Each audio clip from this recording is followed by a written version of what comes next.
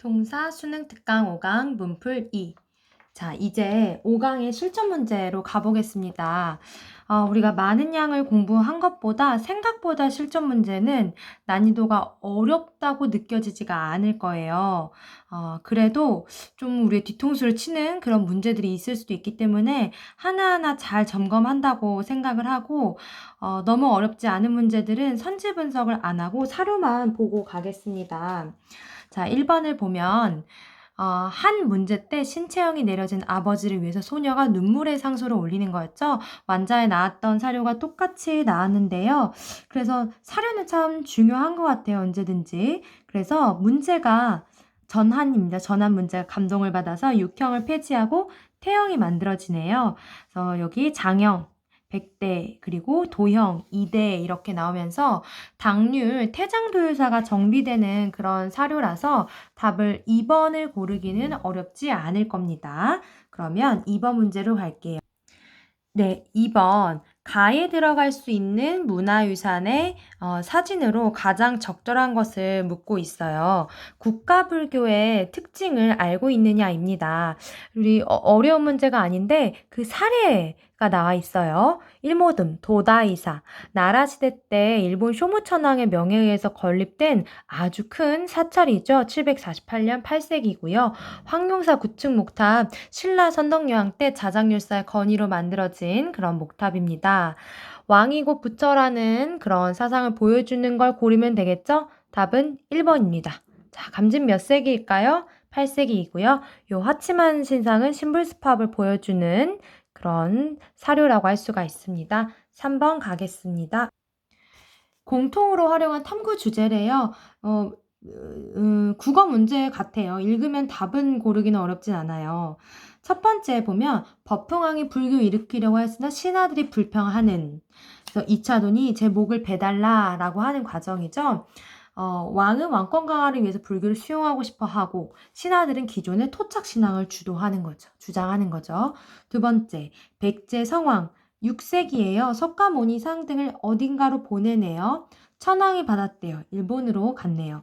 신하들이 또 반대해요. 국신의 마음을 거스를까 두렵다. 다른 나라의 신 예배해서는 안 된다.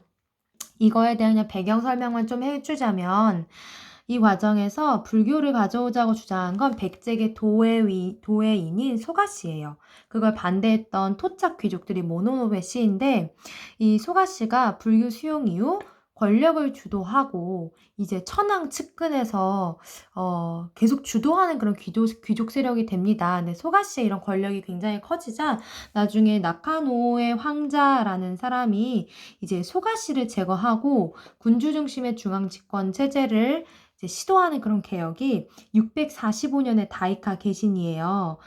그래서 이것 역시 그 불교 수용 과정에서의 갈등을 보여주는 거라고 할 수가 있죠.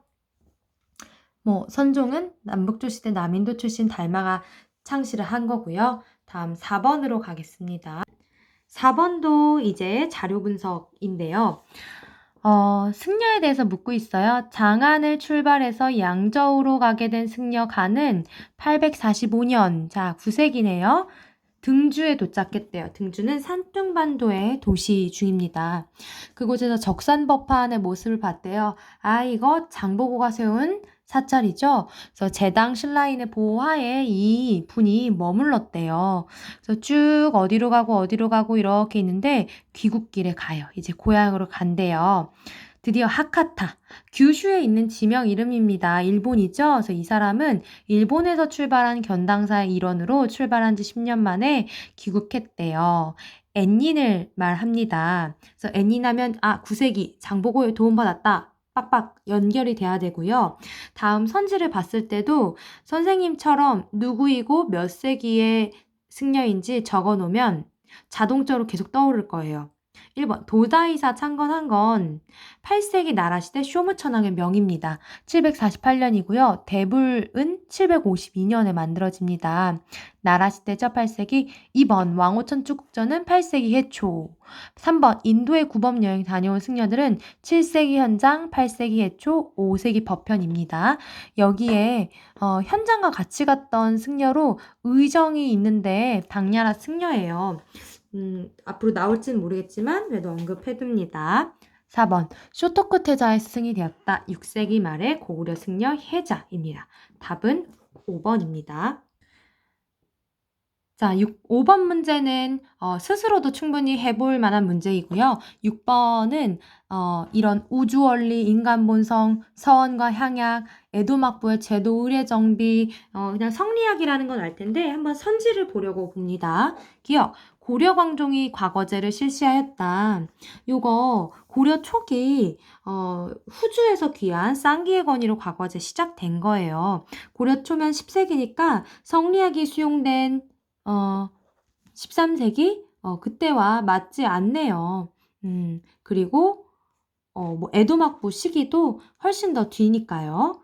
그리고 니은 한국 고려 말 신진사대부 세력이 불교를 비판하였다. 네, 고려 말에 원나라로부터 성리학 수용된 거 맞습니다. 13세기고요. 디귿 일본 다이오 율령이 반포되었다. 701년 8세기네요. 틀립니다. 리을 일본 후지와라 세이카가 강한과 교유하였다. 에도막부 시기 맞습니다. 7번 넘어가겠습니다. 네, 7번은요. 양명학에 대해서 알 수 있는 사료라서 사료를 좀 보려고 보고 가는 거예요. 맹자가 말하는 십이지심은 사람들이 모두 지니고 있다. 십이지심은 옳고 그름을 분별하는 마음이에요. 그래서 사료 분별을 하지 않고도 알고 배우지 않고도 능하다. 누구나 원래부터 갖고 있는 건데요. 이걸 양지라고 합니다. 이 십이지심에 대한 배경 설명을 좀 하자면 이 유학에서 말하는 사람이 갖고 있는 어떤 마음의 기본 실마리가 사단이라는 게 있어요. 그게 이제 7장으로 드러나는 건데 사단은 측은지심, 십이지심, 수호지심, 이건 부끄러움을 아는 마음이고 사양지심은 누군가한테 사양하는 그런 마음인데요. 이런 거가 다 원래 누구나 있다라는 거죠. 그걸 양지라고 해요. 이 양지를 키우면 치양지하면 누구나 성인이 될 수 있다는 마음이에요. 그래서 이런 하늘이 명한 본성, 내 마음의 본체 이걸 밝히기만 하면 이치에 다다를 수 있다. 심증리, 치양지설 얘기하는 거고요. 두 번째도 알은 행위의 시작이고 행위는 알의 완성이다.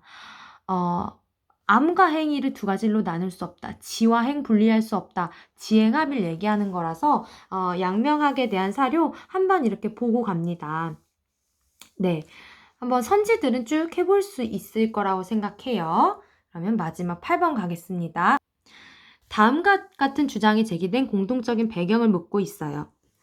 적자 첫째로 얘기를 하죠. 정통, 그 정부인 출신이요. 적자가 있으면 자손이 제사를 받들지 못하는 것이 마땅한 예인데도 자기 어버이의 기일을 맞아서 각 집에서 돌아가면서 제사를 지내고 있대요.